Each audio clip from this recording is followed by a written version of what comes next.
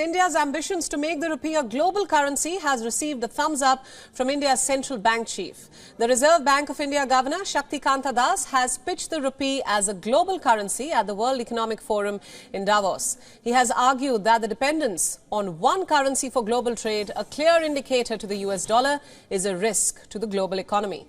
He vouched for India's currency stability, adding that the RBI had made it easier not just for companies to invest in India, but also for domestic companies to tap capital markets abroad. It is also worth noting that higher foreign inflows help strengthen the Indian rupee. He further said, and I quote, "India has entered new markets, countries and products, particularly in services. The objective is to offer the rupee as an alternative currency for settling international trade." But Das also dismissed the idea that an international rupee is an effort towards de-dollarization. He clearly said that the globalized rupee does not intend to replace the US dollar in global trade. He argued that multiple currencies will help international trade become less prone to risks. In simple terms, internationalism would mean more countries accepting the rupee for global transactions. The rupee's internationalization would inevitably boost India's share in global trade. Currently, the US dollar continues to be the dominant currency of global trade with more than 60% share. Even the rival yuan is rising in global acceptability, becoming the fourth biggest currency of 2023.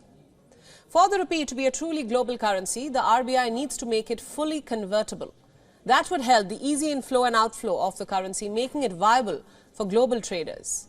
But in reality, no currency is fully convertible. That's more so true in the case of the yuan. Every central bank intervenes in the forex market to protect its currency from extreme fluctuations.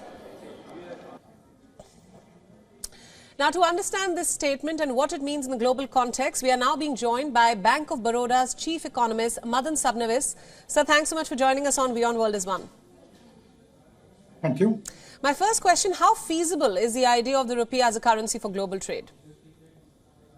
Yeah, as of now, I think it's a thought, and it's a very valid thought that we need to make the rupee international. I think this is something which was spoken of even maybe around 10 years back by the RBI, that we need to internationalize the currency. But I think the important part here is that it needs to be accepted. See, one thing is that we would like the rupee to be used for settling international transactions. The second thing is that whether other countries are willing to use the rupee in order to settle trade among themselves. Like, for example, can we actually think of, say, Egypt and Sudan deciding that we will do trade with each other and we will settle in the form of by using the rupee? I think that's where the crux is. So I think the first step which we had taken was during the Ukraine war, where there was a case of trying to do certain settlements on our imports through rupees. That was one way of getting countries to accept rupees.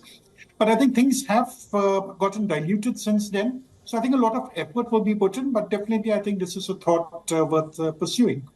Right. Mr. Sabnavis, what are the challenges that India can face in what is known as the internationalization of the rupee?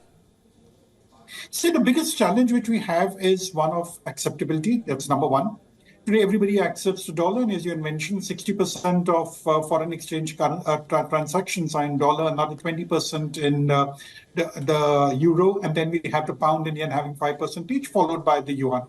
So the second is that the moment you become an international currency, but you should remember that there should be a lot of rupees which have to be provided to the rest of the world.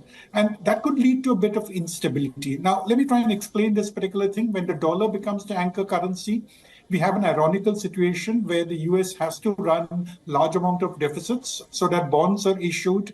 And that is how countries are able to invest in the dollar. Now, are we willing to do such a thing? That's a big thing, that you will have to continue running high levels of deficits so that there are more bonds made available, which other countries subscribe to. And that's how your rupees are made available to the rest of the world. So that is the second challenge, a possibility of instability which could take place for a country like India. I think the US is very well established. So even though they have very high debt levels of over 100% of GDP, nobody really minds it because it's an anchor currency. But the moment you become an anchor currency, you would necessarily have to also look at what the other countries feel or what the other countries expect from you. And that will be something which could come in the way of domestic monetary policy as well as exchange rate management. Absolutely, sir. Thank you so much for all your insights and thanks for joining us on WION at this hour. WION World is now available in your country. Download the app now and get all the news updates on the move.